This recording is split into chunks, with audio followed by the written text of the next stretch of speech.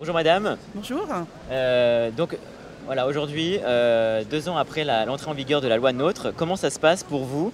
Est-ce que votre commune a digéré cette loi? Nous, au niveau de l'intercommunalité, on était plutôt d'avance dans la Manche. Donc c'est vrai qu'aujourd'hui, on a seulement 8 intercommunalités. Donc on a déjà fait beaucoup de choses.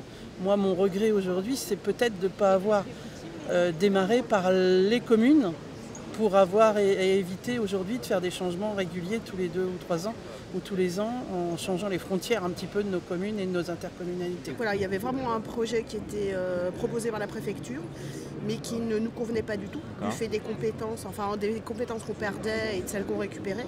Finalement, pour nous, territoire rural, c'était complètement en inadéquation. Et on a décidé de faire d'autres propositions. Et on a eu une dérogation et on a une communauté de communes à un petit peu plus de 5000 habitants. À nous d'être intelligents et de prouver aussi qu'on peut très bien fonctionner à 5000. Nous étions, nous en tant que chef-lieu de canton, dans une petite interco, qui est une communauté de communes de moins de 10 000 habitants. Et avec la loi NOTRe, nous avons éclaté en trois morceaux. Et une partie a rejoint une interco XXL et nous sommes rentrés comme le petit poussé dans cette nouvelle interco. Nous l'avons bien digéré parce que nous étions déjà une communauté de communes de plus de 20 000 habitants. Donc on est resté une taille, à mon avis, une échelle humaine. L'intercommunalité était une culture locale, puisque notre intercommunalité existe depuis 1975. Donc il y avait une certaine habitude. Quant à la nôtre, il y aurait beaucoup à en dire, mais pas tant sur le fait de l'intercommunalité qui a attribué des compétences que nous avions déjà octroyées à l'intercommunalité. J'aurais plutôt tendance à vouloir que l'intercommunalité se développe de plus en plus. Ça permet de travailler plus ensemble, d'essayer de faire avancer des projets.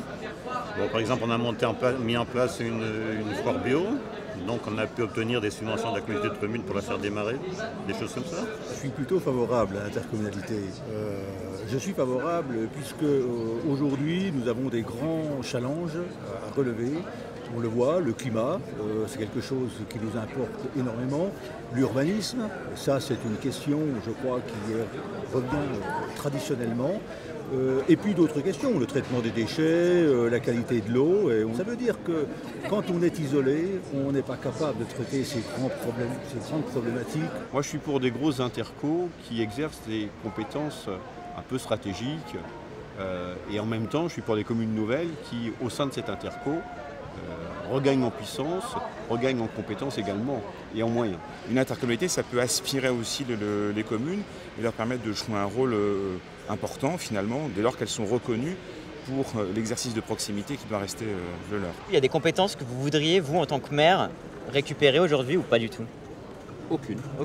Moi je suis contre un PLU intercommunal dans une agglo de 57 communes, de 78 000 habitants sur un territoire qui est très vaste.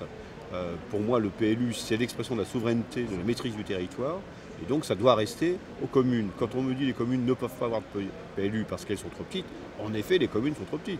C'est pour ça qu'on a fait une commune nouvelle. Mais quand on a une commune nouvelle, on veut maîtriser le sol. Vous avez le service de l'eau, de l'assainissement, des ordures ménagères, tous ces grands services où il faut, je dirais, une taille critique pour pouvoir le faire correctement. À mon avis, sont bien faits. J'aurais tendance à céder des compétences à la communauté de communes, en particulier l'assainissement collectif, peut-être l'agriculture aussi, c'est une question qui se pose. Les compétences comme la voirie étaient une compétence qui était intercommunale, et sachant qu'on est en plein territoire rural, on ne pouvait pas se permettre, nous, de récupérer cette compétence, qu'on n'a pas les moyens financiers de l'assumer. Donc ça, c'était quand même une chose qui était importante. Ça nous a permis de garder les compétences qu'on avait, et de ne pas perdre celles qu'on ne voulait pas perdre. Voilà. Je crois qu'il ne faut pas opposer les mairies, enfin les communes et les intercommunalités parce que la communauté de communes, elle est faite pour faire ensemble ce qu'on ne peut pas faire tout seul.